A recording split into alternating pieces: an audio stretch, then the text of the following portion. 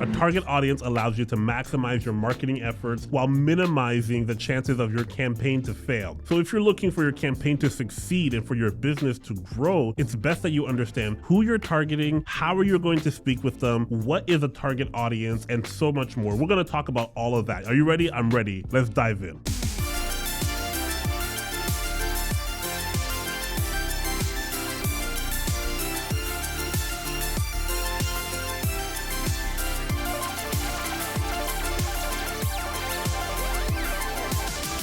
Okay, so whether you're launching a new product or service or you're about to set off a new campaign, you need to understand what your target audience is. If you're having a hard time leveraging your campaigns towards sales, then that's something that you need to actually maybe pause, paid ad or the campaign that you're running and move back a little bit, work backwards a little bit. Who are we specifically talking to and how is that going to affect my messaging for this launch? That's really important to understand. And after all, if you don't know who you're talking to, then how are you going to market to them specifically? I know it sounds so crazy, but the amount of people that I talk to who are running ads, who have products and services, but don't know the demographic of who they're actually speaking to, it has not been yet defined, is actually pretty high. Most people just think that if they sell something, people will self-sort themselves and find this product or service and just hire them. And that's not just the case. That's not how it works. You need to target a message towards a targeted audience. That's how it works. You start to do that and you will guarantee you'll have a higher success rate in your marketing campaigns. So what is a target audience?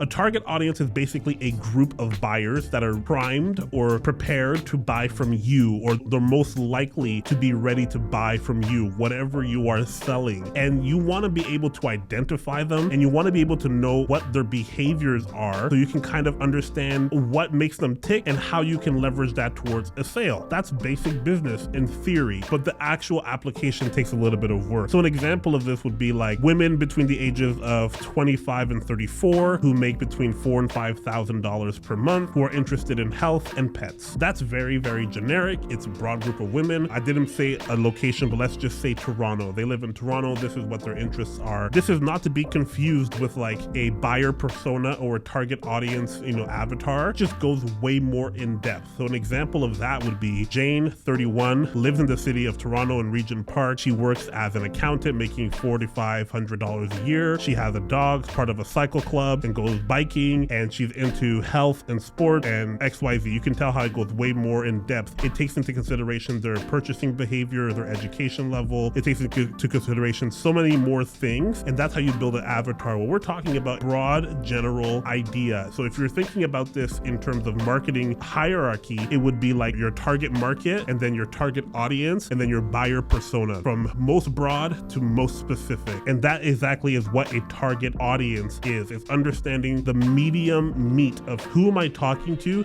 and how can I help them by solving one of their problems. Now, there is a caveat here with that middle portion of target audience. Within target audience, there's like two major types of audience members inside this group. There are decision makers and there are influencers. And you need to understand who you're speaking to in terms of behavior. The decision maker is the person who will say yes and have the authority to do so, and they'll also be able to make the purchase and to finalize the sale. The influencer might be somebody who is able to motivate or help create the decision, but does not have final authority. The reason why you have to understand this, because sometimes in the industry or the niche that you're in, you'll never get access to the decision maker. They're not on LinkedIn. They don't have a public profile. You won't find their email. They're like 3 or 4 people deep away from the public. So you'll have to work with, let's say, the junior vice president of marketing or the creative director or the marketing director or the person in charge of R&D for the company. You're dealing with somebody else, but they don't have final say to implement whatever you're selling into their pipeline. So that's where you got to know, depending on your industry, whether or not you're dealing with influencers or decision makers. Now that you know what a target audience is, now the next step is to find it and to define it for your business. So it makes no sense for you to speak to somebody who's in the wrong demographic. So the first thing you have to understand in terms of why you need a target audience for your business is so that you can position your marketing efforts in the right segment and that you're not wasting all that capital on whether it's ads or social media content, talking to the wrong people that you're actually supposed to be talking to who can make a decision or at least influence the decision. An example of this is, let's say we're using that same example as before, Female Toronto, all that kind of stuff. Let's say they spend most of their time on Instagram. Why would I put all my effort inside of Twitter? That's where the number one reason your target audience is very valuable for you to understand, but also see the benefits of, is make sure that you're in the right segment. Another reason why this matters, it's going to simplify your keyword research. Now, if you've watched any of our other videos on content marketing, on social media marketing, on preparing emails for email marketing, then you'll actually understand that keyword research is super important to know what people are looking for, what trends are active and live on Google or on social, and how you can insert yourself or parachute into the narrative by speaking directly to people's pain points and problems. So if you don't know who your target audience is, you're gonna have a hard time finding the right keywords to speak to a specific group of buyers and purchasers. Lastly, defining your target audience allows you to refine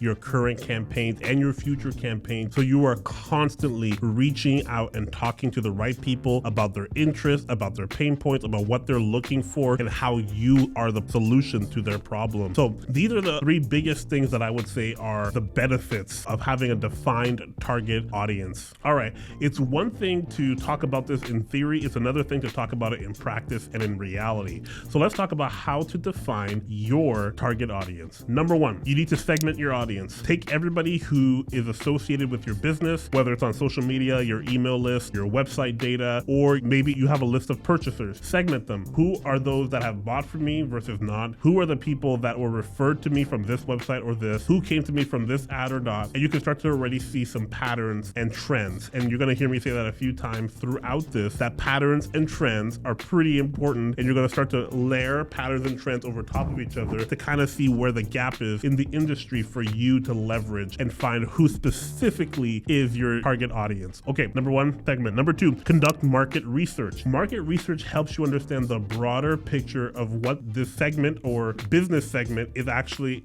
taking place. So if people are all going at it one direction, you can start to see how there might be a gap in this market. And that's where you can start to do your basic and your preliminary research on your field and what you're an expert at. The next thing is perform competitor analysis. This is a little bit more focused now. All right, so you've talked about the whole market, but who are your direct competitors? Maybe they're close to you by geolocation. Maybe they're close to you by size of company. Maybe they're close to you by product or service. Find out what they're doing, do a full scope of analysis to kind of see, okay, this is what they do, this is how they do it, and we're layering all of these trends, all of these patterns, all from our segmentation, all from our market research, all from our competitor analysis. We're layering that to kind of see, okay, where is the gap that I fit in, and who are the people who are most prime or most poised to make a decision in purchasing from me. Lastly, look at industry trends, okay? So if there's a popular product, everybody is selling around Christmas time, then you can start to say, okay, this is how the industry is moving. I want to start selling maybe by Halloween, maybe by end of September or beginning of October, so that I can understand, here's how the whole industry is moving within this segment, and here's how I'm going to behave separately from them. And you're probably catching a theme here that